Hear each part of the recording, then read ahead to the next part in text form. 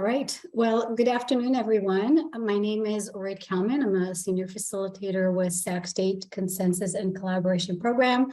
And I'm really grateful to have been invited to support DTSC staff in the public engagement of the development of a community benefits agreement framework. And today is really the first in a set of workshops that we're looking forward to scheduling, to get your input, to get your participation in the development process of the framework. As we get started, just want to review some remote participation guidelines and just to acknowledge that even though we've been doing this now for a couple of years, remote workshops sometimes can still be challenging and frustrating with tech problem and Wi-Fi issues. So please be patient and flexible. If you're having any tech difficulties, please chat me and I will try to support you as much as possible.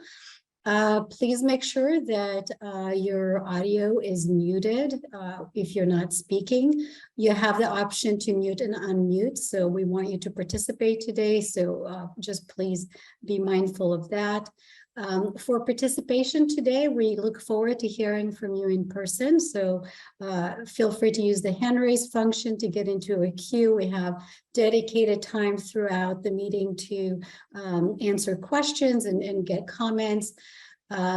If you're unable to do so in person and you want to write your comments and questions in the chat, please do so. We'll attend to those to the extent time allows. And if we're unable to address things at the meeting, we will include all your input in a meeting summary that we will be sharing with you after the workshop today. I think we have one Zoom poll later today that it's just a quick check-in with you about your familiarities with community benefit agreements. And we're also going to have a breakout discussion where we're going to have facilitated small group conversation on targeted questions that we have for you for today. So we're looking forward to engage with you in different ways and really want to hear from you and engage in productive discussion. The purpose for today, as I said, this is a first in a series of meetings. Today is our starting point, so we look to provide background information on the Cleanup in Vulnerable Communities Initiative and specifically the purpose of the Community Benefit Agreement Program and the work that they're doing. And so part of that is developing the Community Benefit Agreement Framework. And so today, in addition to sharing information with all of you, we're also looking to solicit information and input from you that can help with the development of the draft framework. So that's our plan for today. And before I get into our workshop agenda, I'd like to invite Dr. Meredith Williams, the DTSC director, to open the meeting and provide us some remarks. Thank you, Orit. Welcome, everyone. Thank you for joining us today. I know you're all very busy, so we greatly appreciate your taking the time for this very important conversation. I am Meredith Williams. I'm the DTSC director, and my pronouns are she and her. The Cleanup in Vulnerable Communities Initiative, or as we call it, CVCI, has created perhaps the biggest opportunity this department has ever had to help communities that have been highly impacted by multiple environmental stressors. As many of you know, CVCI is multi-pronged. There's a workforce development element. There's the ability for the department to prioritize cleanup for sites in vulnerable communities where we know there's no one on the hook to clean up those sites, those orphan sites. There's a grants program that helps communities find sites and clean them up. And there are other elements to CVCI. And I imagine that some of you who are joining us today have been able to take advantage of some of these elements. and are engaging in other aspects of our implementation of CDCI. And I think the program is stronger for that input and engagement. So today we're here to talk about another prong and really kick off a new conversation, and that's the funding we have for community benefits agreements. And this is especially important because communities are going to be in a position to say directly to a project proponent, this is what we need. This is what will help our community. This is what you can do as you're undertaking cleanup work to meaningfully engage with us and to be a good neighbor. Truly meaningful partnership. And while DTSC is enabling those conversations and engagement between a project proponent and a community, an actual agreement is not based on our interpretation of what might be appropriate. Today is an opportunity to get your input, to begin shaping what this program is going to look like and what this element how we can build in the meaningful engagement as we put some community benefits agreements, procedures and policies in place through the CDCI initiative. I'm very eager to see what comes out of the conversations today. We're eager to get on with this and make sure that we can make this available to both the project proponents and of course to the community members. So thank you in advance for your insights, which I know will be tremendous and helpful because they typically are. With that, I'll turn it back to you. All right, great. Thank you, Director Williams. And yes, I think we should just get right into it. This is a workshop, so it meant to get us working and having a conversation together. So want to share the agenda for today. And you can see that the agenda today has two different parts to it. The first hour or so, we are going to have a couple of different presentations from DTSC staff to learn more about the initiative as a whole, the various components, and more specifically where the Community Benefit Agreements program fits into it. And another presentation specifically about the Community Benefit Agreement development process and kind of the initial thinking around the key pieces that should be considered and included. So we're going to hear these two presentations. Like I said, we've allocated time for questions and comments to make sure that we're all on the same page about what these efforts are. We also have a short presentation, an example of a community benefit agreement type of effort, which the Good Neighbor Agreement. So we are going to have a chance to hear about that. And then after a short break, we are going to spend the second part of the workshop really in discussion, really thinking about those different components and getting your input and thoughts about what should be considered. How should DTSC build up this effort? And then the last few minutes of the workshop, we'll wrap up with some next steps and share with you our future opportunities for engagement and ways for you to continue and contribute to this effort. And so before we get started, also, I just want to acknowledge your participation. There are too many people on the call for us to go around and do introductions, but in the registration, we've asked you to let us know the perspective that you most represent coming into the workshop, and just wanted to share what we heard about who's participating today. You'll see that the large bucket, the other, that is representation of DTSC staff who wants to learn and hear from interested parties. Also consultants are part of the other category. And then we have a fairly similar distribution of community organizations, community members, local agency and industry representatives, and two who've identified as tribal representatives. So we really appreciate that we have this diversity of perspective, and we'll look forward to an engaging conversation with you. So thanks for joining. We also asked you about your level of engagement in the initiative effort. And so we've asked if you participated in other engagement activities. And we wanted to know that because we wanted to know how much we need to spend in terms of just presenting on the initiative and to make sure that everybody's on the same page. And it looks like many of those who registered said that this would be their first engagement related to initiative efforts. So we really appreciate you sharing with us. And those who said yes to some of the other efforts that you can see here on the slide, our DTSE staff and also industry, community organizations and consultant. And so we want to be mindful that as we're starting this conversation, we all need to be on the same page and have shared understanding.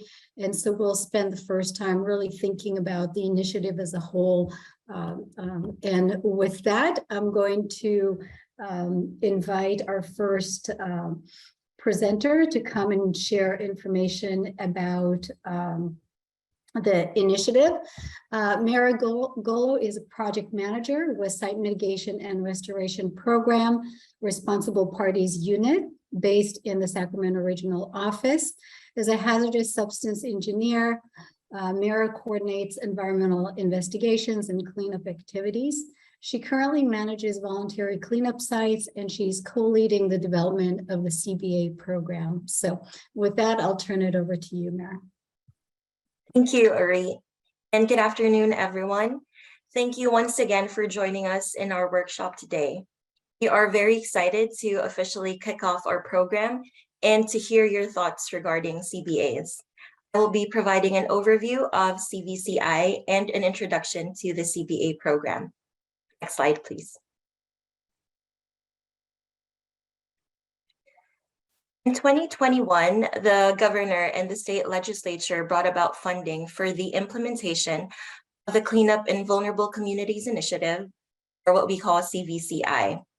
Through Senate Bill 158, $500 million was allocated to expedite the cleanup and beneficial reuse of idle properties that suffer from multiple sources of contamination, with a priority on sites that are in historically vulnerable, disadvantaged communities. Shown here on the right is a graphic of the breakdown of CVCI to its different programs. We have 5 core programs, which some of you may have already heard of.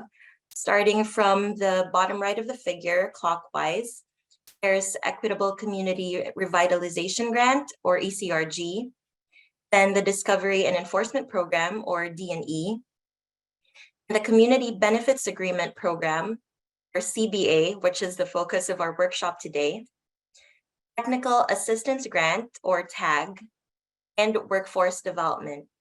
And as you can see, $40 million has also been allocated to supplement existing site remediation account funding to clean up federal and orphan sites, which we will define in the slides that follow. So next slide, please. This table provides a summary for each of the CVCI programs. Although each program works independently from each other, we cross-coordinate, especially when we identify needs that can be met by another program. So where there is an overlap, we work together to achieve the goals of CVCI.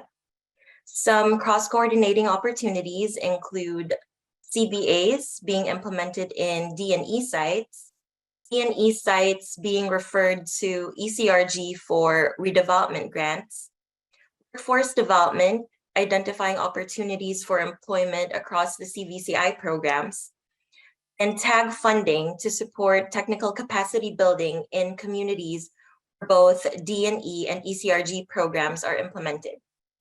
And I know that this is a very wordy slide. You may find more information about each program and CVCI as a whole through our webpage. The link is provided at the bottom of the slide, and it will also be typed in the chat. And then next slide, please. Now let us turn our attention to the actual language that called for the development of the CBA program.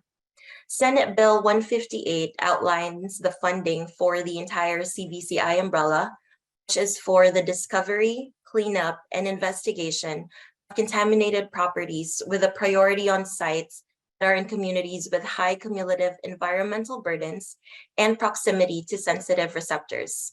So this is the main ask that is being realized through CBCI. One line in the bill further directs that DTSC shall, to the extent feasible, require the use of community benefit agreements for those sites where a responsible party has been identified and is available. So given this directive, we have authority to require CBAs to the extent feasible within CBCI. At the same time, we also want a framework to be able to stand on its own, meaning to be able to cater to any DTSC site where a responsible party is willing and able to enter into a CBA. So what is a responsible party? A responsible party, or RP, by definition, is an individual or entity considered legally liable for the contamination of a property and is therefore responsible for cleaning up the site. Responsible parties can include the current property owner or operator of a facility, the property owner or operator of a facility at the time the hazardous substances were disposed, a person who arranged for disposal or treatment of hazardous substances, and a person who transported shows the disposal location of hazardous substances. And responsible parties cannot be found or are unable to provide a timely cleanup. DTSC uses California state funding to conduct the appropriate response actions. Properties without financially viable responsible parties are what we call orphan sites. Orphan sites are not part of this program, and they have been allotted separate cleanup funding per Senate Bill 158, as shown in the earlier breakdown graphic of CBCI. Next slide, please. With that directive in mind, we are tasked to develop a program to facilitate CBAs between RPs, cleanup sites, and the impacted communities. CBAs will promote benefits beyond the traditional scope of cleanup. These are DTSC's proposed program objectives for CBAs. So first is to create a mechanism for community members to identify opportunities for local benefits. Second, to create a mechanism for the project proponents to demonstrate good faith, transparency, and accountability to the community through formal commitments developed with input from community members. And third is to protect human health and the environment while enhancing the quality of life of those living in California's most vulnerable communities. Next slide, please. So this is an example of how CBAs can be included as part of the cleanup process. This diagram is a flowchart of the cleanup life cycle for DTSC sites with RPs who are willing and able to proceed with cleanup. We have inserted a box for CBAs in this flowchart where CBAs can be included once a site is determined to require a remedy for a cleanup effort. And this CBA step may happen concurrently throughout the remedy selection and implementation, and may continue all the way through certification and stewardship. This is just a general overview of the process and an initial proposal of where CBAs can fit within the DTSC cleanup process. Again, this is just our first stab of how CBAs can fit within the cleanup world, and specific components will be established in the framework document, which we will be developing with your inputs, as this workshop is the first phase of our program consultation. Next slide, please. Here we outline our roles for CBAs and the cleanup process. The cleanup project itself is driven by DTSC, for which the RP is responsible for, and where the community plays a key role in. with the remedy decision-making process. As previously defined, RPs and the community are main participants in developing a CBA for a given site. DTSC is here to create the framework and provide the necessary support to both community and the RP. And local agency partners will also be identified to collaborate with both parties as appropriate, depending on the needs and circumstances of a given site. So that ends this portion of our presentation, and I'll pass it back to your Reed. Great, thanks, Mira. So I want to just pause for a few minutes and see if any of our participants have any questions for Mira about the initiative as a whole, about the CBA program, any questions that you need to be clarified before we move on to the second presentation. So I'm just going to pause and see if anybody wants to ask a question. And I saw that Jerry included in the chat a link to the initiative, so participants can go to the website and learn some more about it.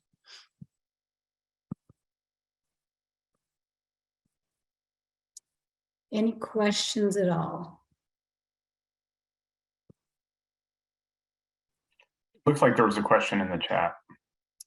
Ah, okay, thank you. Yeah, can you explain what orphan sites are? Question from Margie Lewis. Yes. Yeah, so orphan sites are sites that are needing cleanup who do not have responsible parties that are able or willing to provide cleanup. So it's either, I'm sorry. Oh, I see some questions in the chat. But yeah, so orphan sites do not have a responsible party associated with them.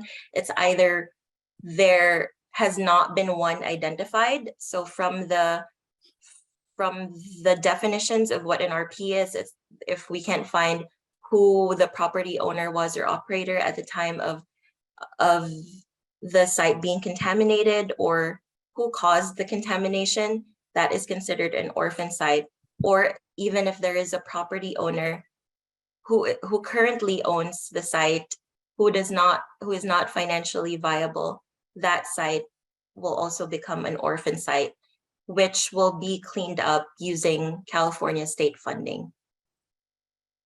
So there is another component in the initiative that is specifically addressing the orphan sites. Yes. Okay, thank you. Yeah, great question. Important to clarify the terminology that we're using. Thank you, Margie. Any other questions or comments?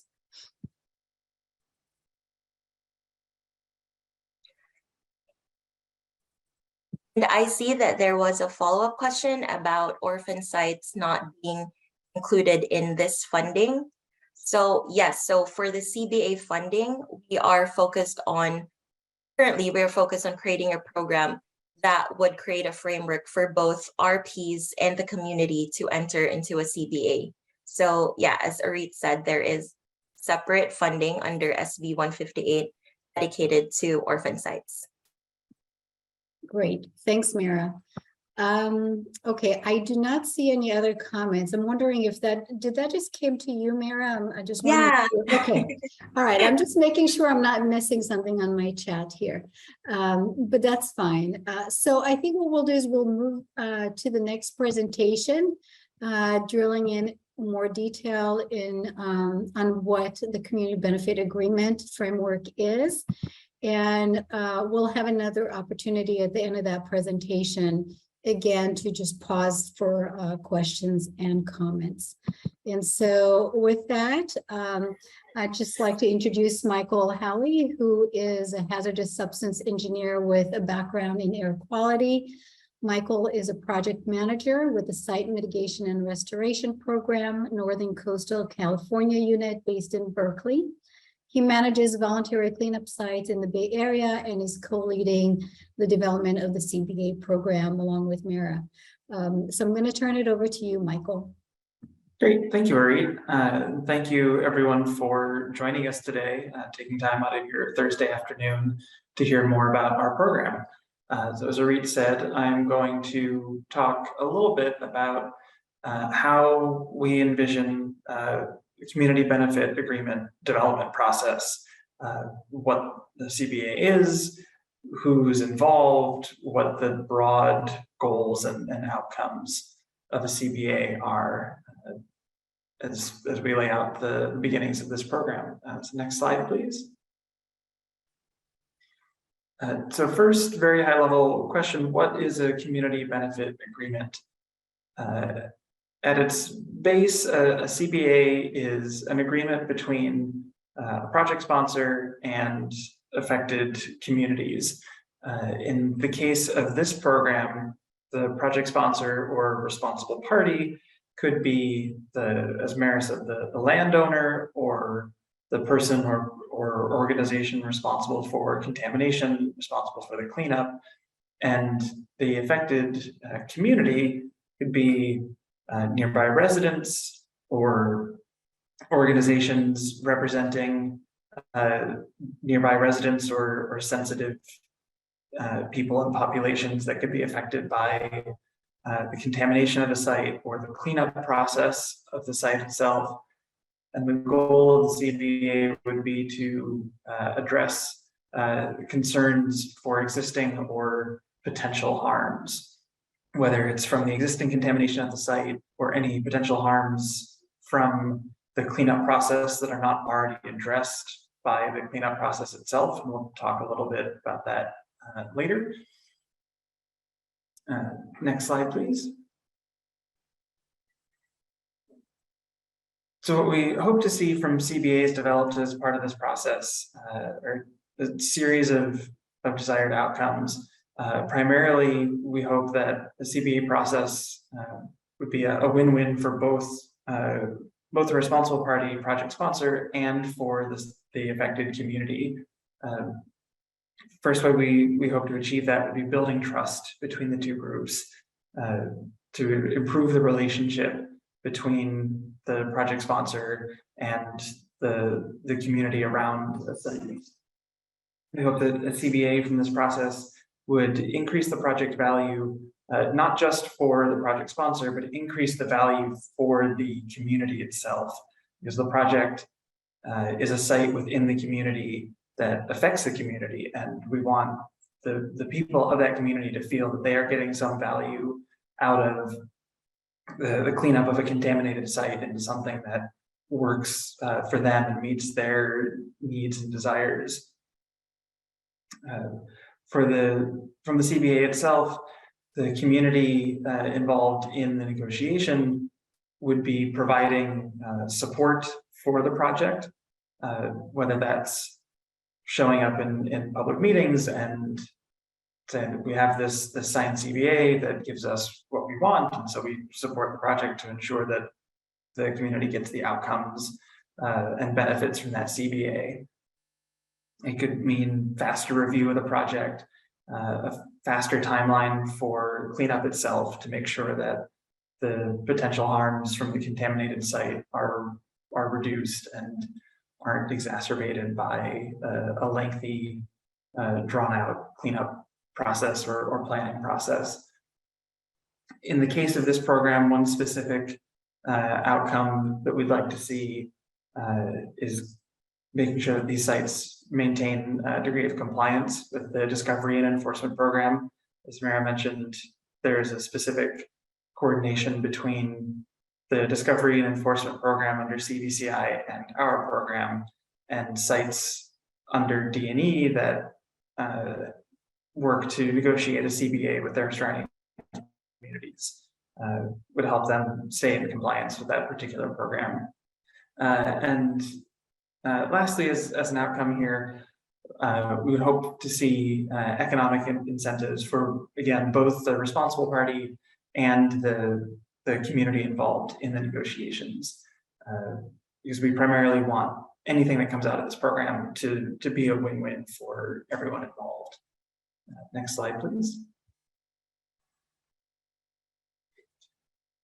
Today we have the very basic values and guiding principles to community benefits agreements that we would like to see as part of this program, as a way of making sure that for everyone involved in the CBA process, it makes the best use of their time, because we recognize that negotiating a CBA is a large time commitment from everyone from the responsible party to the individual community members who feel that they're affected by the cleanup process, and we recognize that time is valuable. So our guiding principles here to make sure that everyone feels that their time is being used in an efficient and valuable way.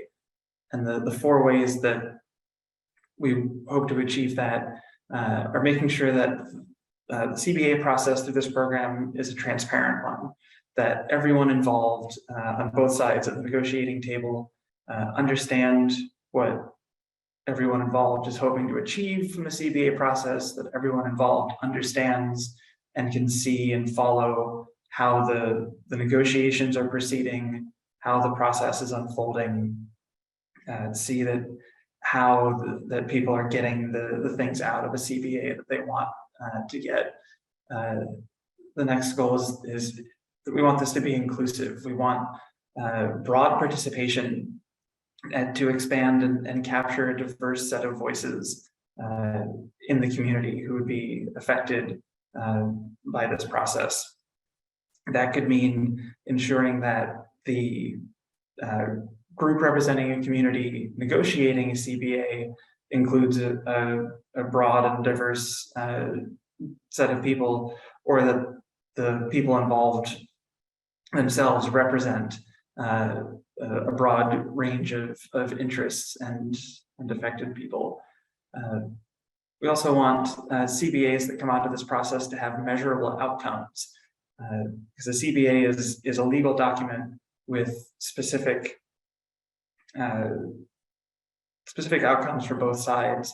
And we would want CBAs in this program to establish tools to show successful delivery of the promised benefits, so that both the responsible party and the community involved in negotiations can follow along with the outcomes of the process and say, yes, we're getting the things that we asked for, and this is how we can show concretely that this is happening. And lastly, we want this process to be efficient. We want to encourage early and timely negotiations between responsible parties and communities. And as this, we want to make sure that that process makes the best use of everyone's time involved. Next slide, please.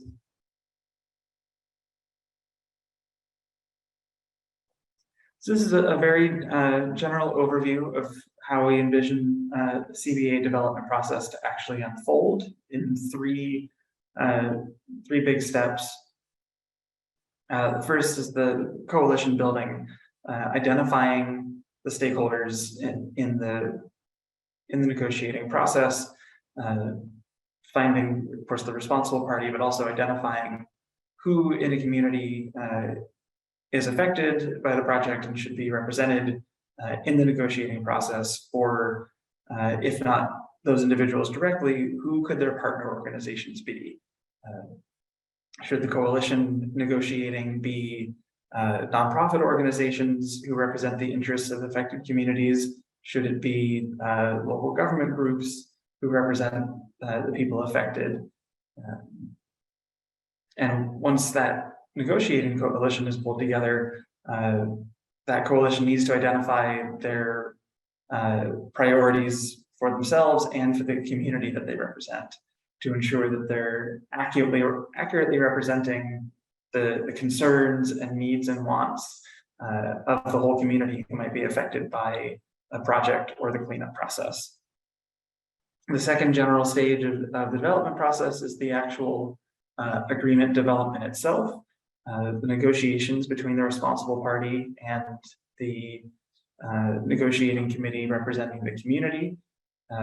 That organization would take their stand and lay out the needs and wants of the community, the benefits that they hope to see come out of this process. and in open negotiations, arrive at a written, signed legal document between the two groups that expresses each group's mutual support for the other and for the project to ensure that they get the benefits that they want. And that document would also include, as I said in the previous slide, the mechanisms for delivering those benefits and tracking those benefits to ensure that everything's the way it's intended to. And the last stage of the process is the actual implementation of the benefits agreement itself, the execution of those benefits, the ways of monitoring, the ways of ensuring that both sides of the negotiation are still participating in good faith and delivering on the commitments that they made in the negotiating process itself. Next slide, please. So here we have what we see as the key components of a finished benefits agreement. The CBA should have in its outlines the goals, commitments, metrics, and reporting structure of the CBA. So that the goals, of course, are the defined concerns or problems that the agreement seeks to address, and the CBA would outline how those would be implemented by the CBA. And for each of those goals, in achieving them, there would be sort of corresponding commitments where the community's needs and concerns are addressed in the agreement in detail. And there are ways for both parties in the CBA to commit to ensure that each of these goals is achieved. And then, of course, the metrics that go along with that so that both parties can see how these commitments are being met. And then lastly, the reporting and communication structure. Even after the negotiations are finished, it's important that both sides have open lines of communication and the ability to report to each other to ensure that all of these goals and commitments are being met, to ensure that the metrics are being followed, and if necessary, ways of bringing parties into alignment with the CBA if over time one or both parties are not meeting those commitments. Next slide, please. So one thing I mentioned earlier that I want to spend some time discussing with you now is what the CBA is and isn't in relation to the cleanup process at DTSC. I want to be clear that while the CBA is providing benefits beyond the scope of traditional cleanup, it is not replacing the requirements of the cleanup process. So when we talk about a CBA addressing potential harms from a site or from the cleanup process, it's not supplanting the legal requirements under the cleanup process to address and mitigate impacts. So here we have a few examples of things that might constitute a mitigation measure required by a cleanup process to address specific impacts versus benefits that could be negotiated as part of a CBA. So for example, direct impacts of a cleanup process might be additional truck traffic to and from a site during cleanup, could be dust or noise impacts as a result of heavy equipment operating or that truck traffic. And those sort of impacts will always be considered and addressed as part of DTSC's normal cleanup process, regardless of whether there's a CBA in place or whether they are directly addressed by a CBA. On the CBA side, if necessary or desired, the community groups could negotiate for additional benefits, maybe related to those potential impacts or not related at all and totally separate. So in the case of traffic impacts, maybe a CBA negotiates for repaving of nearby roads or installation of streetlights or speed bumps, things that don't directly relate to the impacts of the cleanup process, but that would continue to benefit the community long after the cleanup process is finished. And then a few other examples of benefits here could be community negotiating for a say in the land use of a site after cleanup is done, could include negotiating for local hiring for the cleanup process, or other programs totally unrelated to the cleanup process, like education related to environmental impacts or contributions to local libraries or fire departments, anything that could benefit a community that doesn't necessarily have to tie back to the site or the project itself. Next slide, please. And then here, just again, more examples of the difference we see between mitigating impacts versus community benefits. There are things that like dust control or traffic control that will always be addressed by cleanup process and can be separate from the sort of benefits negotiated under a CBA. Next slide. And that is our brief overview on the CBA process as we see it. Now we have time to answer any questions you have about that presentation or what you heard from Mara earlier before we move on.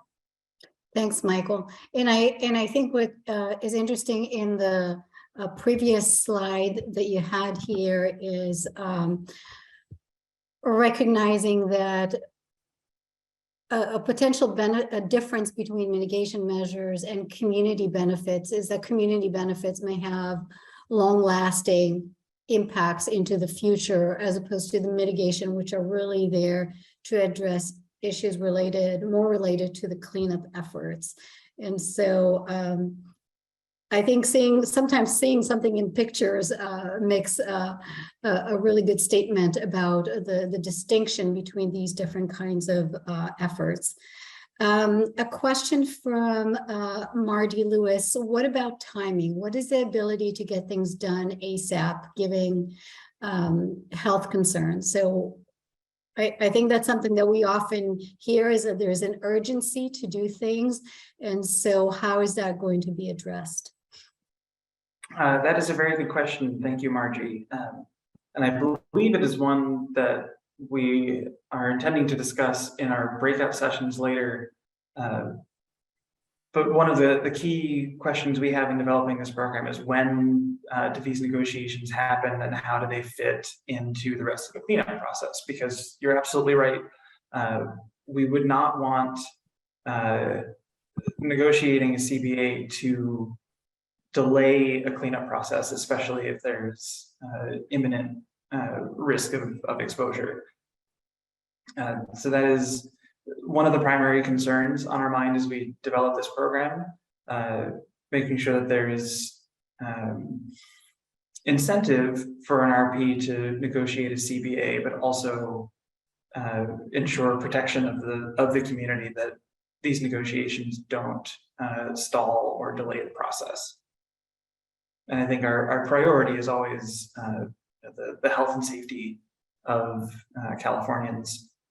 And we wouldn't let negotiations like this get in the way of us fulfilling our mission of protecting people. All right, thanks, Michael. Let me see if there are any hand raises, any other question.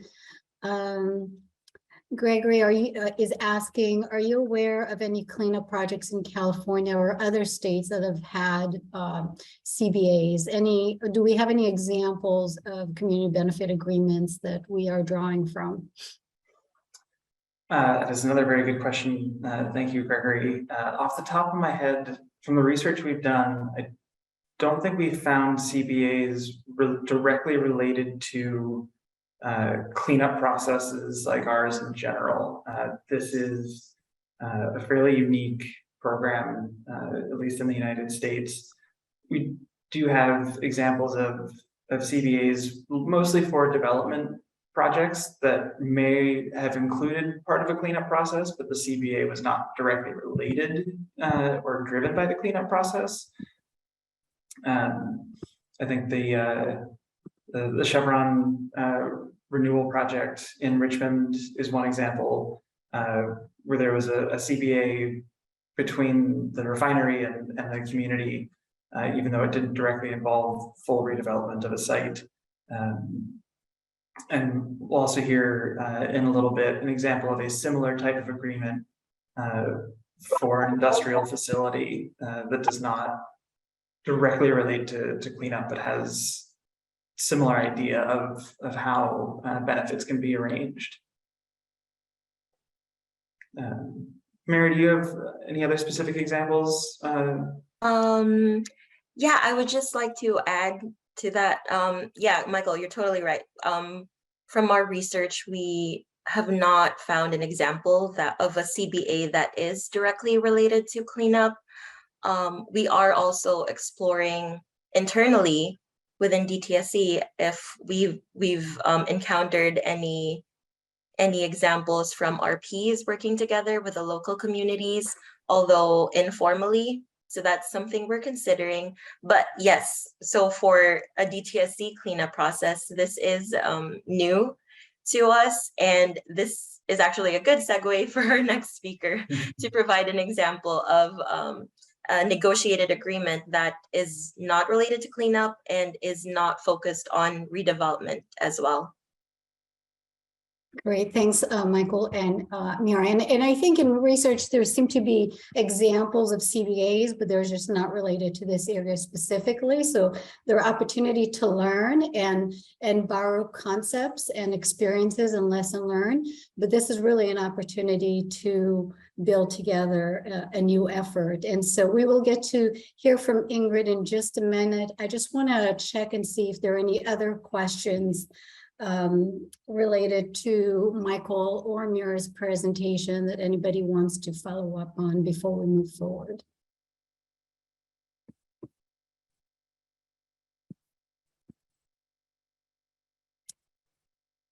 All right, so if there are no questions at this point, I am going to move us forward. And we are really excited to hear from Ingrid Bronstrom, who's the Assistant Director with the Center on Race, Poverty, and the Environment, who's here to share about her experience with negotiating a Good Neighbor Agreement. And I'm going to turn it over to you, Ingrid. Let me know if you want me to continue and run the slides, or if you'd like me to stop sharing and allow you to share. Can do it either way. No, yeah, you can advance the slides for me. Thank you. Okay, great. And again, my name is Ingrid Bronstrom. I'm the Assistant Director of the Center on Race, Poverty, and the Environment. We're based in Kern County. And we work directly with communities, impacted by environmental hazards, and, have just a little bit of experience in actually negotiating a Good Neighbor Agreement, and we're also currently negotiating a community benefits agreement. But I will concentrate on the one we've already completed, and lessons learned there. And Red, I'm not seeing the slides anymore. Yes, just 1 second. All right.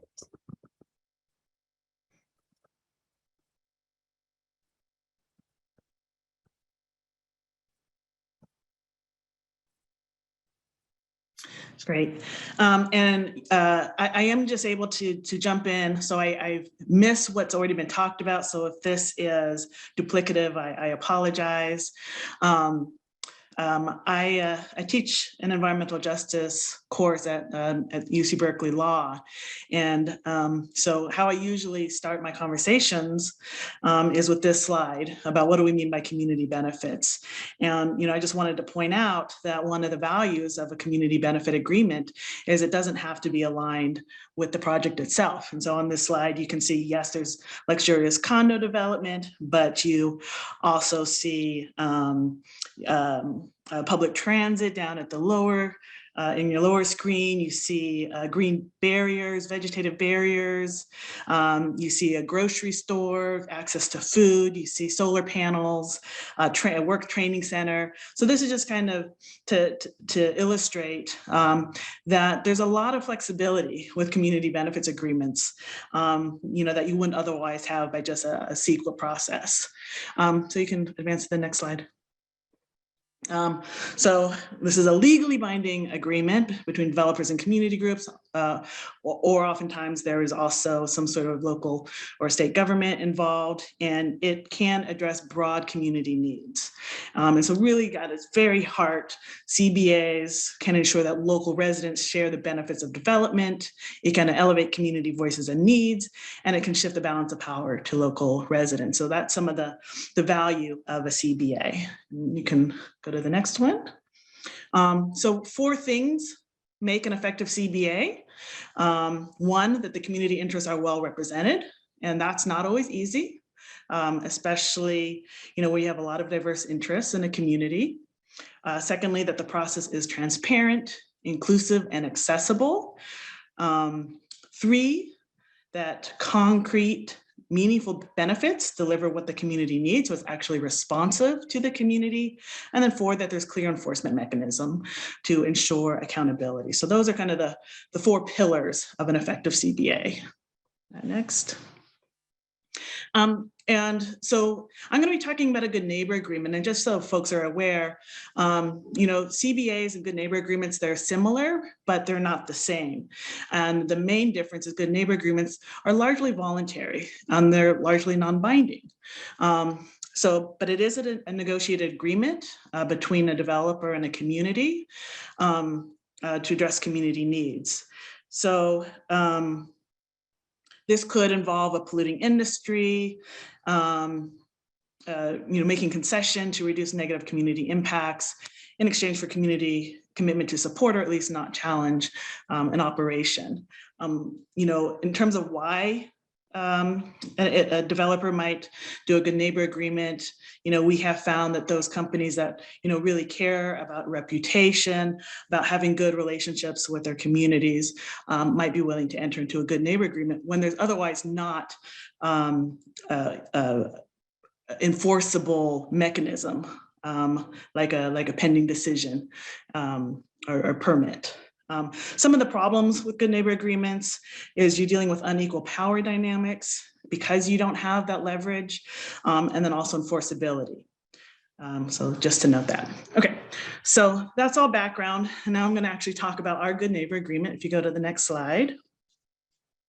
So our good neighbor agreement kind of originates with the Community Recycling and Resource Recovery Facility. This facility is in the Lamont Arvin area of Kern County. And I'm starting with this slide because, there was a tragedy at this facility, and we've been fighting this facility for a long time. It was the largest composting facility, I think, in the world, is what I had heard. And they were just a bad actor. There was lots of violations. The county was well aware of it, but they were allowed to continue operating. And so years of the community fighting this facility, and in the middle of the fight, 2 young men died. One was just a teenager. You see here that he was overcome by fumes as he was cleaning out a storm drainage shaft. He collapsed. His brother went in to try to save him, and he died as well. So this was kind of like the culmination of years and years of work of trying to shut this facility down. If you go to the next slide. This is just to give you an idea. This is a green waste facility, and you can see there's not much green at that facility. And I don't think there's any question that this was not a well-run operation and was not a good facility. And they themselves would never have entered into a good neighbor agreement with us. Next slide. So these are just some of the efforts just to show the level of community hostility and opposition to this facility. Next slide. Again, these are protests in front of the Board of Supervisors. So the level of community engagement opposing this facility was extremely high. You had a tragedy. You had, this operation was, had horrible odors, 24/7. There was debris everywhere. There was tons of air emissions. So this was the situation we found ourselves when, after the deaths of the two young men, Kern County actually did shut down the facility. To make a long story short, there was a court case. The courts forced Kern County to allow the company to open up again. And ultimately, due to community pressure, Community Recycling sold the facility to Recology. So next slide. So you can't imagine a more fraught situation with Recology coming in, just, with absolute scorn of the community. And, Recology does pride itself on being, good neighbors and invested in community, being green. And so they really had a situation on their hands, and they came in really wanting to repair the damage that Community Recycling did. So this was the circumstance that we were able to get a good neighbor agreement with them. So they did come to the community. They did a lot of outreach, and through many conversations, we ultimately decided that yes, we will try to work with Recology. And one of the complicating factors is we didn't see a way to close the facility down. Recology had made a big investment. The county had just been sued for attorney's fees. So we didn't see a pathway to facility closure. So we decided to work with the company to get what we could for community benefits. So I'll just talk a little bit about what we got. The goals here, of course, are to minimize the adverse impacts of the facility. We wanted to promote safety and transparency and have open lines of communication and responsiveness, and then also to encourage community investment and benefit. Next slide. So this is what we got. So for the first goal, which is to minimize impacts, we had a Recology develop an odor minimization plan. Really key to the negotiation was Recology's commitment to make a good faith effort to reduce air quality impacts by 80% by putting additional controls on the composting operation. So without that, I don't think we would have continued with the negotiation, but that was a sizable reduction and benefit. And then, they also made, there's commitments about minimizing litter. Next. In terms of maintenance of the communication and building that relationship, we developed a stakeholder committee that oversaw the implementation of the Good Neighbor Agreement. Recology and the stakeholder committee committed to meeting at least quarterly or as mutually agreed. There was commitments to schedule community meetings, to hear concerns, provide updates, obviously English, Spanish translation. We had a complaint line set up that was posted at the site as well as the website. So if there were any issues, there was a hotline. And then we asked for an annual report to summarize any complaints that it received, inspection reports, violations, so that we could keep track of how the facility was operating. Next. And then the community investments. So Recology committed to providing 10 cents per ton of waste received, or 30,000 quarterly. 30,000 was just kind of a minimum. We expected the facility to grow exponentially because it was seeking additional contracts for the city of LA. It ended up, and so the community benefit was slated to be quite large. It turned out that those contracts did not come through. So we've actually been sitting at the minimum for quite some time. This agreement was made in 2017. But there is funds coming in, and the parties work collaboratively to develop the guidelines to select community projects. I think the language is projects should benefit air quality or the public health. And that's been the community groups that are parties here, they select the projects, and they've been quite generous in their interpretation. So, there's a lot of park improvements, solar lights. Just recently, they worked with their local school district to set up soccer fields, as well as benches and desks for students. And then one community is actually stacking its money. So they're basically holding out until they can support larger projects. Recology also provides up to 100 tons per year of finished compost to the community gardens that we work with the communities. And then we have a local hire effort. So this is us, the negotiation team up on your top left. That's the representative from Recology. And then everyone else you see here is either a member of CRP, Center on Race, Poverty, and Environment, or the two community groups that worked with us. So the Committee for a Better Arvin and Committee Progreso de Lamont. And so these are the community leaders.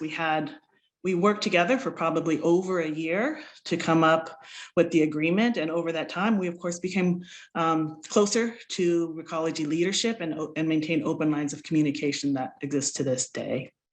So that's what I have, and happy to answer any questions about the process. Great, thanks, Ingrid. As we're waiting for people to add questions or comments in the chat or use the hand raise, I'm curious to hear from you a little bit. The decision maker for the facility, that's an obvious decision maker, but how did you come to determine who are the decision makers on behalf of the community? Yeah, so the way that CRP operates made this a little easier. So we actually work directly with community organizations, and we help shepherd them. So Committee for a Better Arvin and Committee Progreso de Lamont, they have their own bylaws, their own structure. The Arvin group is its own 501c3.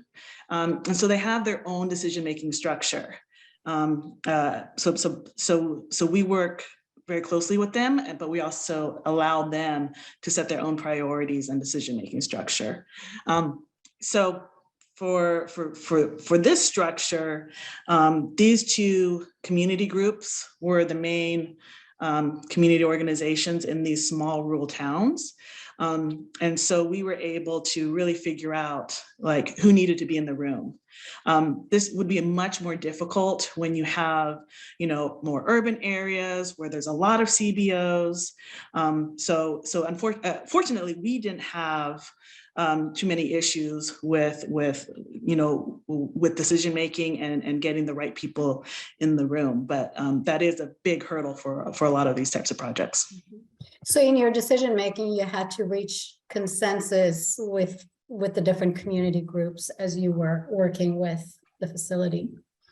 Yep, and we would have representatives from all of the groups in conversation. We would meet with the community groups separately, figure out what their priorities were, and it wasn't easy. I mean, we didn't get everything we wanted by a long shot, but we continued working for over a year to find that sweet spot where we felt that there was real benefit here and that the facility could live with. And so I think at the end of it, we all felt pretty happy, which is of course what you want. I don't know if you get that all the time, but in this case, I think people felt good about the negotiation. All right. We have a question from Margie Lewis asking that you talk a little bit about the enforcement piece and what would you do differently? Specific as it relates to this example, but also lesson learned as we're thinking about CBAs in general. Yeah, I mean, the biggest difficulty here is this is a good neighbor agreement, not a CBA. So either party has the ability to walk away from this with no cost.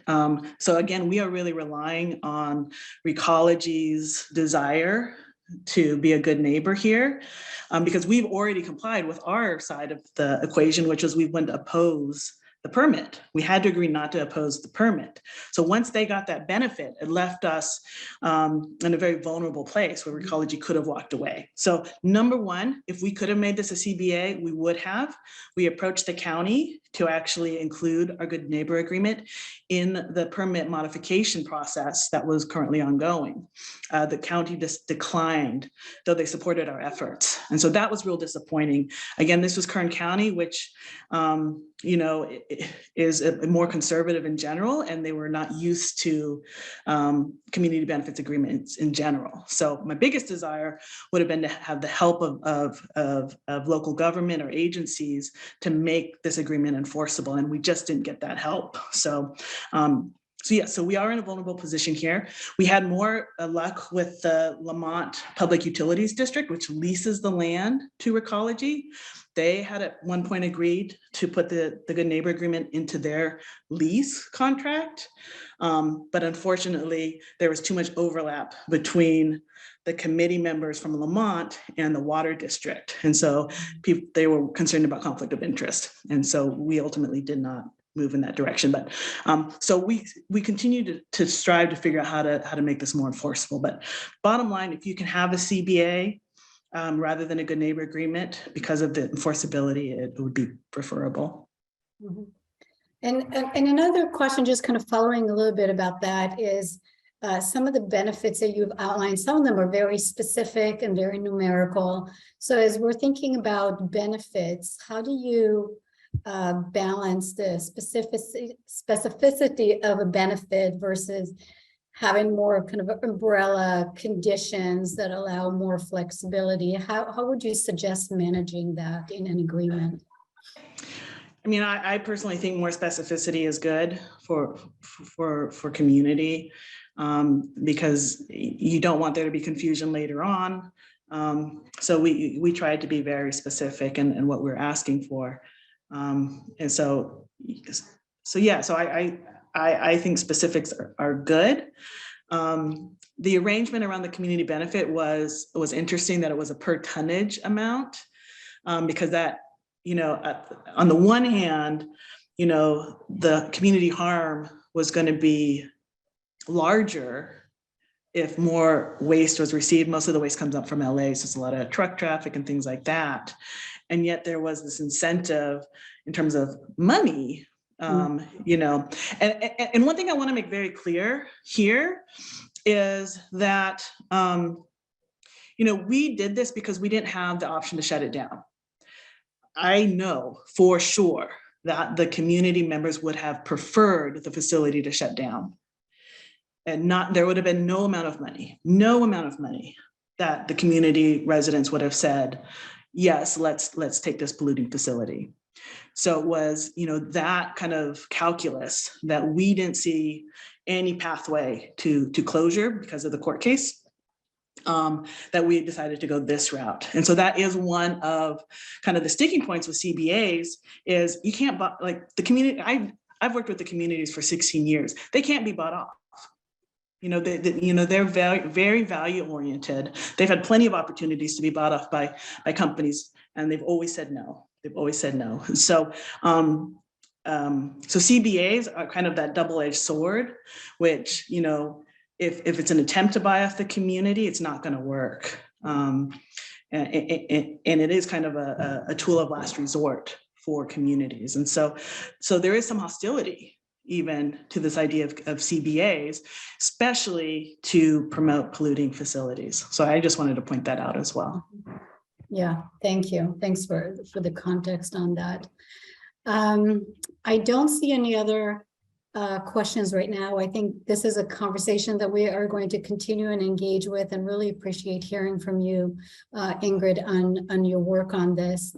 I want to put a poll question and just check with other participants to see if anybody else has any experience in participating in a development of a CBA or a good neighbor agreement, as Ingrid just described. Anything, any related effort, would love to hear. So I put a poll in there. And while everybody is responding, just want to thank you, Ingrid, for joining us and for sharing your experience. And I'm going to give everyone a little bit more time to respond and see if anybody else wants to answer the question. Let us know. I see few of you have worked on similar related effort. I'll wait a few more seconds, maybe 30 more seconds. If you want to respond, that would be great.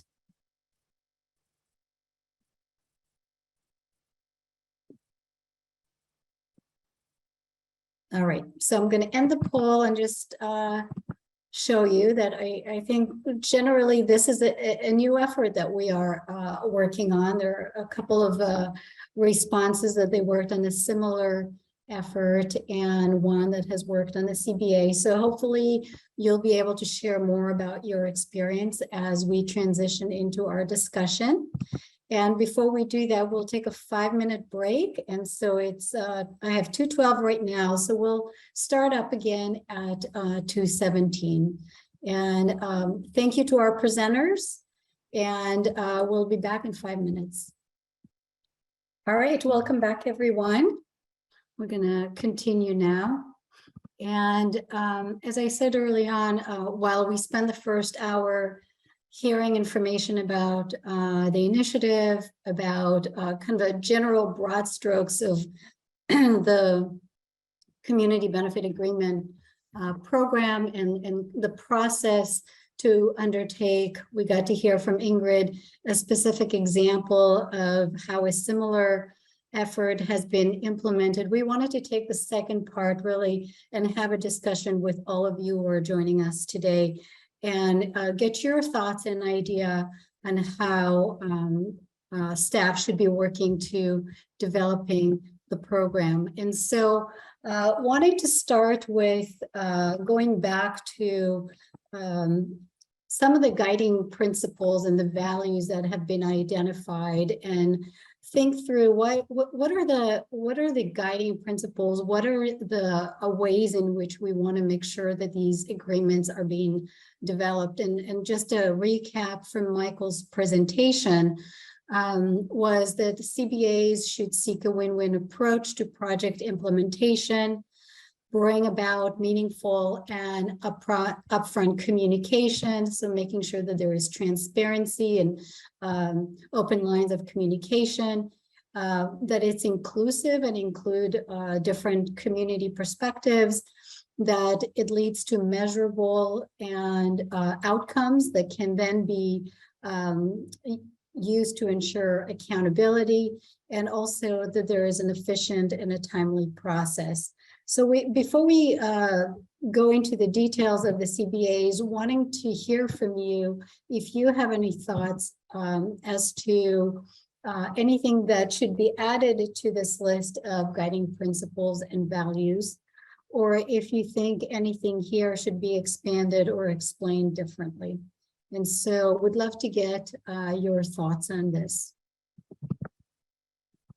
And really want to encourage you to roll up your sleeves and just participate and provide your thoughts on this. And even if it's a particular guiding principle that you think is really important or a primary consideration, would love from you to both validate the list and also help us identify what needs to be added.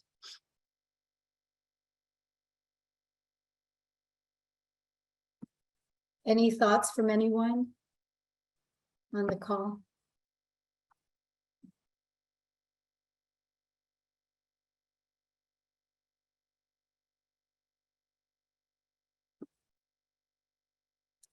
Go ahead, Ivana.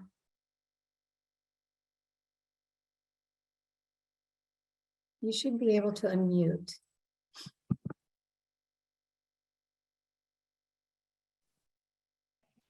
Hello. Hi. Hi, I'm Kit Sandu. I just wanted to say a part of inclusiveness includes reaching out to different members of the community. So also diversity falls under, I believe, number 4 as a principle. So diversity also means not just picking out whom we assume are key members, but also looking at minority groups that might not have any representation. So going that extra step further. Great, thank you. Yeah, I think some of it has to do with what one of the groups is going to be discussing as we get into the breakout, is thinking about who needs to be sitting at the table, whose perspective needs to be represented, and how do we make sure that it's inclusive and diverse, so it fully represents the community that is part of the agreement. So appreciate the input there. Anybody else want to add any thoughts about it? Whether it's something that you see here that you think is particularly important and talk about it a little bit more, or anything that's missing.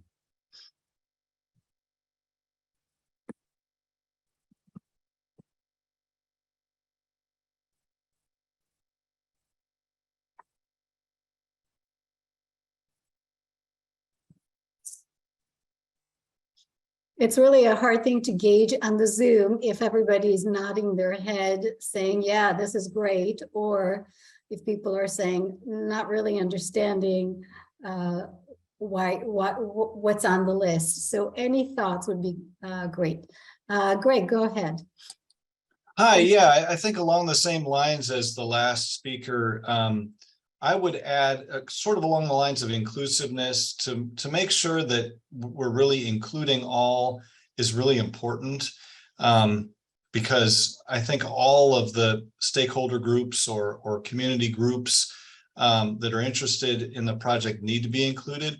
I would maybe characterize that as a holistic approach, so that we're sure that we're not leaving anybody out, because I think that to be effective, the project proponent needs to be assured that we haven't left anybody out that would undermine the benefit of the agreement.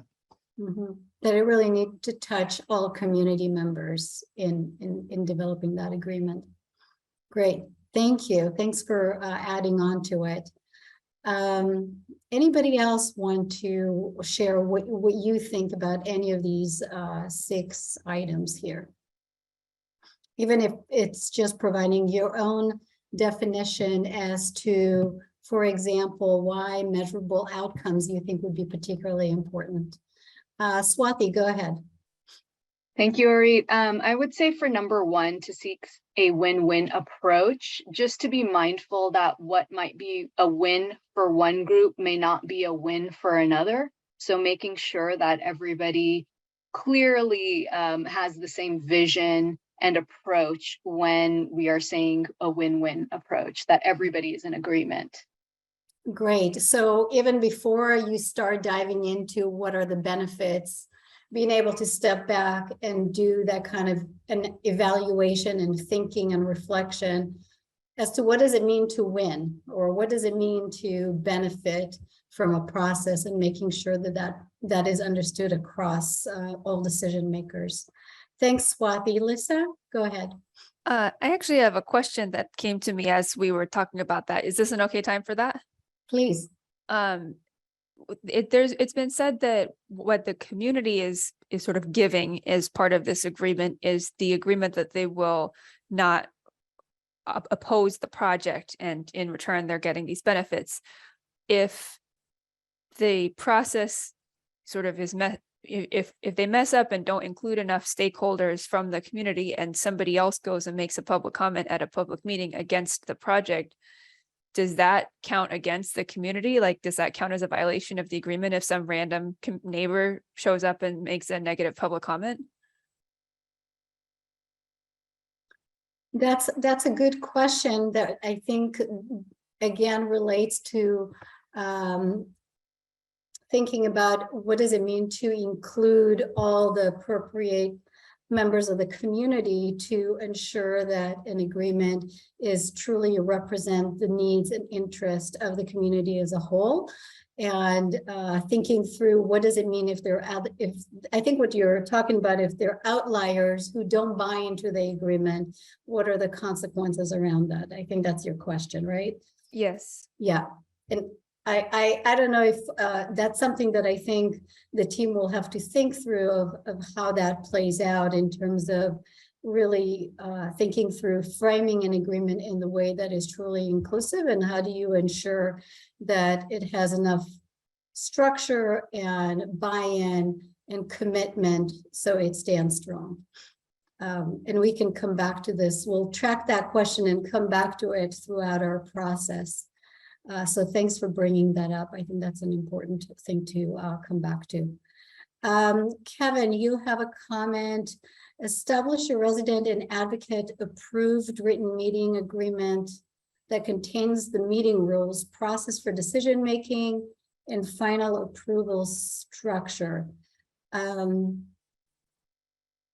I think you're providing in here some steps of how to go through that process. So that's great. Thank you. And Wendy's asking, how do these agreements work with federal facilities? I don't have an answer for that. Maybe I'll refer to Mira or Michael if you want to speak to how that relates to federal facilities. I think I can address that somewhat. Wendy, that's a good question. Federal facilities are just one type of facility that we oversee cleanup of. For those unfamiliar, federal facility is sort of what it sounds like, often former military bases or other research labs or sites that were owned or operated by a branch of the federal government.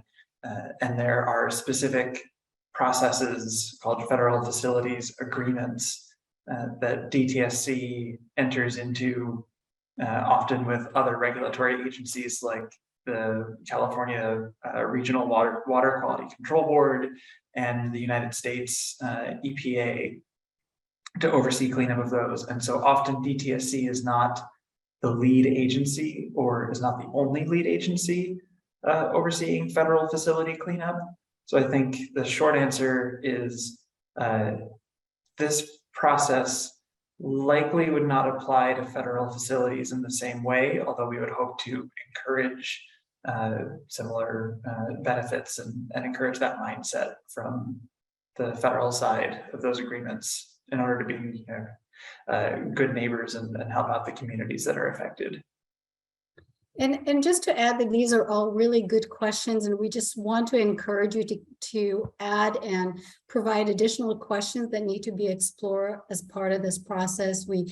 Today is our first workshop as we're just starting to gather information and thinking through the issues that need to be addressed and responded to. So we're not going to have responses and answer to everything today, because this is a beginning of a process. So please continue to ask questions, identify potential challenges that need to be thought through so we can continue this discussion. Paula, go ahead. Thank you for that. Good afternoon, everyone. My name is Paola, and I'm a community member with Eastern Communities for Environmental Justice here on Tongva Nation. I live in what we now call Willowbrook, unincorporated Compton. And I have very recently started learning about community benefits agreements.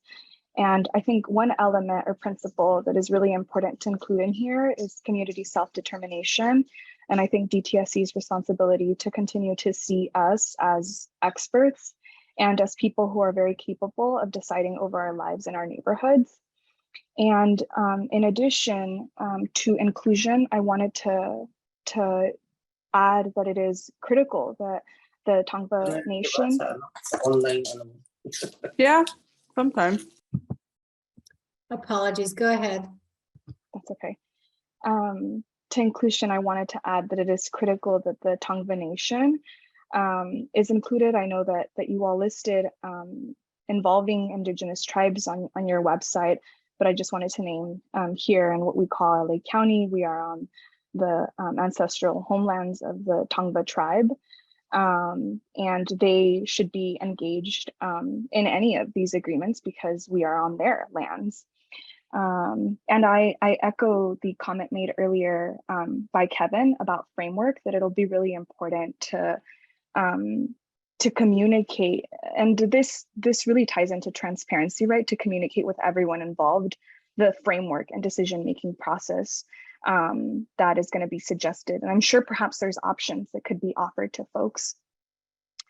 Let's see here. My last comment actually is about transparency as well, that I think DTSC has a responsibility to provide truthful, clear options and also consequences about what such an agreement would mean if community were to move forward, because it historically, we have been disengaged and often lied to by our very own government agencies. And so I think in developing this new process, DTSC has that responsibility, you know, to ensure that you all provide us with the information that we need and thorough, deep information, very clear, factual-based information about what benefits are of engaging and agreeing to something like this, and also the consequences. Thank you. I appreciate being here.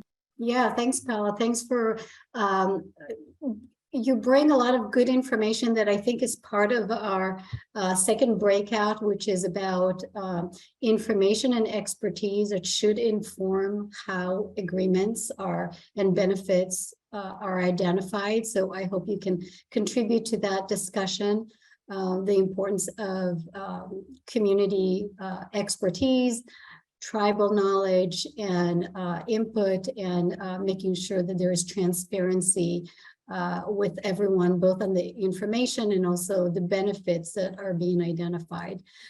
So we're going to have a lot more conversations exactly about that topic. And I think with that, I'm going to use this opportunity to move us into our breakout discussion. And the way we've set it up is going back to the way Michael set up the process of developing an agreement, that there are three components to it. One is building the community coalition. One is the actual development of an agreement. And there were 4 pieces to it around goals, commitment, metrics, and there was a 4th one that I'm forgetting.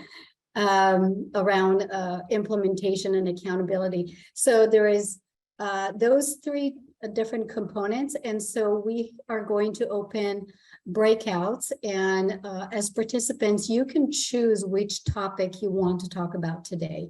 And we're asking you to pick one topic for half an hour discussion, either about building community coalition, about developing an agreement, or about implementation and accountability. And you'll have 25 minutes to talk about a couple of questions, which I'm going to share with you.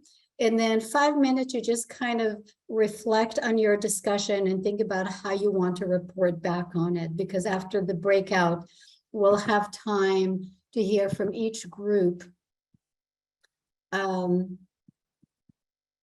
We're going to get to hear from each group about what you think is most important for DTSC to learn from this conversation and incorporate into the development of the framework. And so just to share with you the questions for building community coalition, we're asking, how will community representation be determined, and who are some of the key community representatives and decision makers that needs to sit at the table? And what are some challenges and barriers that will need to be addressed in building community coalitions? So that's one conversation. The second conversation around developing an agreement. The questions are, what are the essential steps to creating an agreement, and what information is needed to develop an agreement that includes the appropriate benefits to community. And then the third conversation is around implementation and accountability. And we're asking you to provide input or even add questions about how can CBAs be supported, and how can they be enforced to ensure that desired objectives are being met? So these are the different conversations that we invite you to participate in. Pick one. We also have a fourth breakout for DTSC staff. So DTSC staff, go to breakout number 4, and you'll be able to talk about how the work that you're doing in DTSC relates and inform the CBA development process. And ultimately, we're going to ask you to come back and say and share with us what you think DTSC should consider as they continue the framework. So these are the different conversations that we're having for the next half an hour. And let's see. I think we're just about ready to go in, though I just found out that Michael's internet had died. Is that right, Mira? Yes. So if you can help. I'll help with with the group second. number 2. Okay, all right. So I'm going to open up the breakout, and you should be able to pick the one that you want to go to. And for group number 2, I'm going to join you, but I'm going to do that after I make sure that everybody has been found their place. So you should be able to now go to the breakout that you're interested in. All right, welcome back, everyone. I hope that the breakout didn't close on you abruptly and that you saw the few reminders that I've sent. I know sometimes it can be a little harsh when the Zoom breakout just closes shut. And thank you to all of you who've stayed on with us and participated in the small breakout. And what we wanted to do just the last 20 minutes or so that we have with you is to hear a little bit about the conversation that you had in the breakout, and any ideas or thoughts that you want to share as the DTSC team is working to draft the framework, which we will come back to and have more conversations on in subsequent workshop. I noticed that we had participants in part 1 around building community coalition, in part 3 implementation and evaluation, but we did not have anyone elect to do the middle of the sandwich, which is actually the actual agreement components, which is fine. So would love to see if anyone from group 1 want to share a little bit about the discussion that you had. And I think, Mira, that was your group. So how did it go? Yes, we heard really good insights from those in part 1, and I'll do the quick report out myself. Okay. So yeah, so the first question we had was, how will community representation be determined, and who are some key community representatives and decision makers? So for our group, we heard that we need to look beyond just the boundary of a certain property or a site. So just because it sits within a boundary of within a certain city or a community doesn't mean we don't involve who is on the other side that's directly on the other side of that boundary. So the recurring theme is to have like a broad scoping engagement and to identify different community organizations, and not just organizations that are already active in environmental justice efforts. So expand that to different church groups, to even school organizations, especially if a school is nearby a site or a DTSC property in question, or not property, but yeah, a parcel or property that needs to undergo investigation. We need to consider the different community members surrounding that and identify the different organizations that those community members may be involved in. So not limit ourselves to just the organizations that we often hear from who are within that community. And then, yeah, so identify community leaders. That's one part. And then for the next question, in terms of challenges and barriers that need to be addressed, one was about rebuilding relationships that might have been already severed and building new ones. So if there are organizations that have not been actively participating in these conversations, we need to think of creative ways on how to reach out to them and get them on board.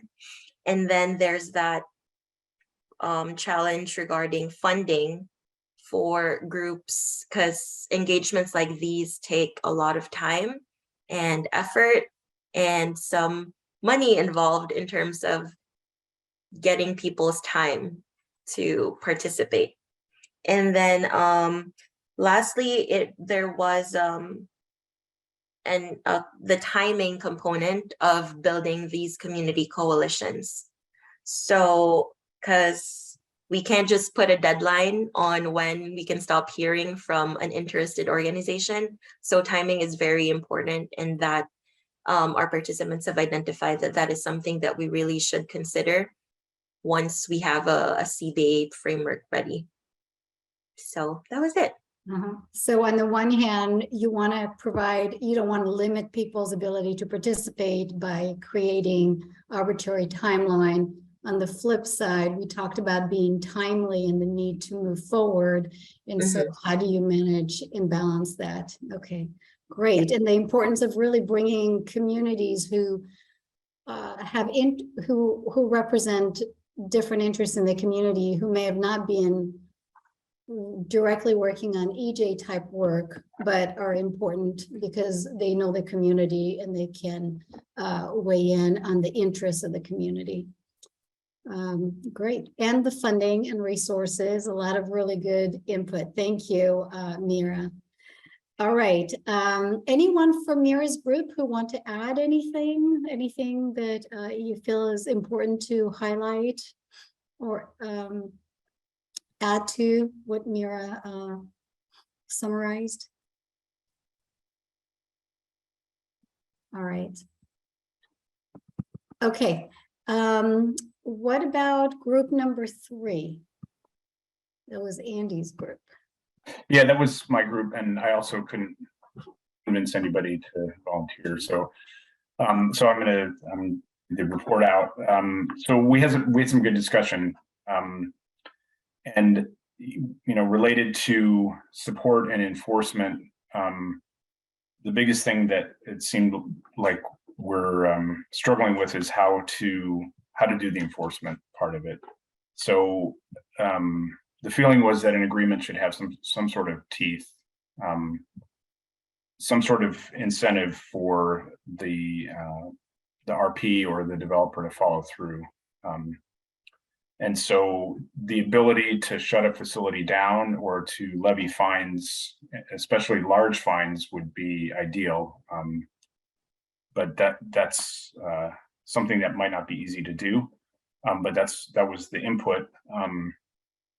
Also, there should be a clearly laid out role for DTSC in any sort of agreement.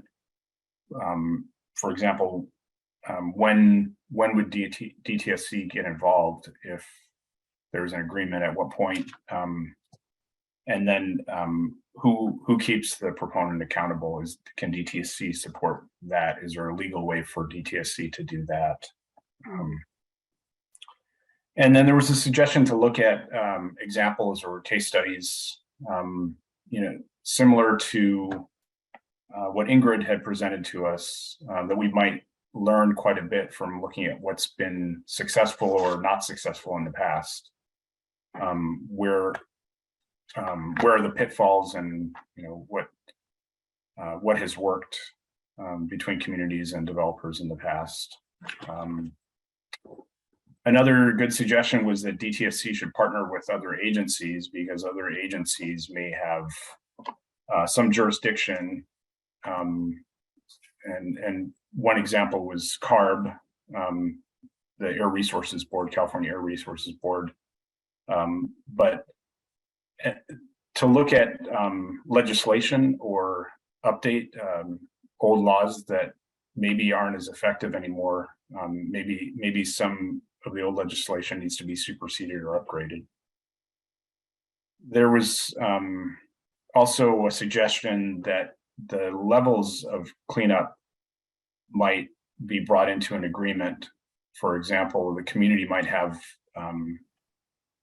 input that the level of agreement or level of cleanup is not sufficient, and they may want to clean to a higher standard than what's required. And so that may be another factor that the community may want versus, planting trees or having a park. They might want to have just a better level of cleanup of the site. And I think maybe there has been some dissatisfaction from community about the levels of cleanup in the past. So I'm not sure if I think that's captures the essence of what we talked about.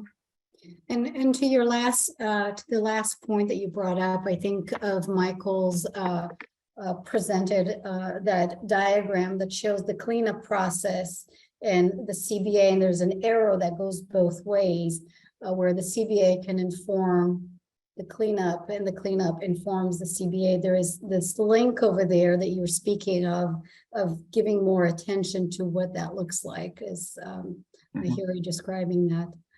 I'm wondering if anybody from your group would want to add or emphasize some of the points that Andrew just recounted. Anybody wants to add?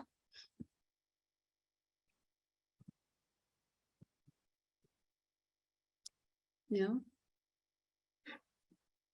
All right, and let's see, I think we have time if, Jerry, if you want to share a little bit about your conversation in the other breakout room. Sure. The breakout room that we had was comprised of DTSC staff. We talked a little bit about how we think the CBA process would best align with other parts of DTSC requirements. One of the things that floated to the top was the existing public participation process, right? Like where people are already being engaged in a cleanup or permitting process, and how that's a natural alignment for CBAs, but also how we can incorporate the CBA process sooner than that. So going back to the graphic that you're talking about, like before decisions are made about draft remedies or permits, how much sooner can we put these things together, put these ideas together in launching outreach for communities much sooner than what already exists. One of the things that we talked about was not just initiating early, but understanding like what DTSC's role is, since we're not technically a party to the agreement. Like what is our place going, a little bit back to what Andrew said too, like how do we, what is our role, in this? And then also we talked a little bit about the incentives, not just for community, but for facilities as well, for the companies as well. Like what incentives can we think of that would help the process? So a lot of stuff, that we talked about really aligned with other projects to other parts of DTSC too, like the other CBCI components, and also the SB 673 effort for permitting. So I think that although we have, I think, more questions than answers from our group, I think they're good questions. And I think that this is exactly what we need to bring back to the table and help us develop our framework. Great, thanks, Jerry. Yes, I think to your point, we are looking for help, not just with answers to the question, but also what are the questions that we should be asking to make sure that the framework is a strong, supportive, implementable and useful framework. And so really appreciate the report out and that you've all stayed and engaged with us in conversation. And I think all that is left right now is for us to hear a little bit more from Mira about what's next. What are we planning on doing next, and opportunities for you to stay engaged and connect on this effort. Go ahead, Mira. Thank you, Orit. And if you can just advance to the next slide. Yes, thank you. So yeah, thank you all once again for attending this workshop and for sharing your thoughts and ideas with us. Our team will review the input that was provided and use these to create the draft CBA framework. And our PowerPoint presentation will be shared with all registered participants sometime after this meeting, and the video recording as well as the presentation will be posted to our CBA webpage. And participants who wish to further inform us on the draft framework are encouraged to provide additional comments by Friday, November 4th. Please email dtsc_community_benefits@dtsc.ca.gov. So that's Friday, November 4th, for sharing feedback on what we presented in today's workshop. But always, please feel free to reach out to us for any questions or suggestions as we go through this development process. And a second workshop will be scheduled around February 2023 to share the draft framework and solicit additional input and share information about possible sites that would be candidates for a CBA pilot program. So yeah, finally, please stay engaged in this process by signing up on the CBA webpage to join our electronic mailing list, and also by checking out the CVCI webpage for updates on all CVCI efforts. So the links are in the chat. Thank you, Cherry. And that was it.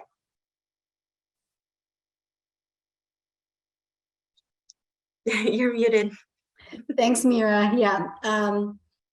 Yeah, so thank you to everyone for staying with us and engaging in conversation. And thank you to our host and note takers for helping us track the discussion. We will be taking all the input that we received today and create a summary and use that to inform the framework. So really appreciate everyone's participation today. And I think we can close a few minutes early unless there are any last minute comments or questions. I don't see any. All right then. Okay, thanks everyone. Have a good afternoon.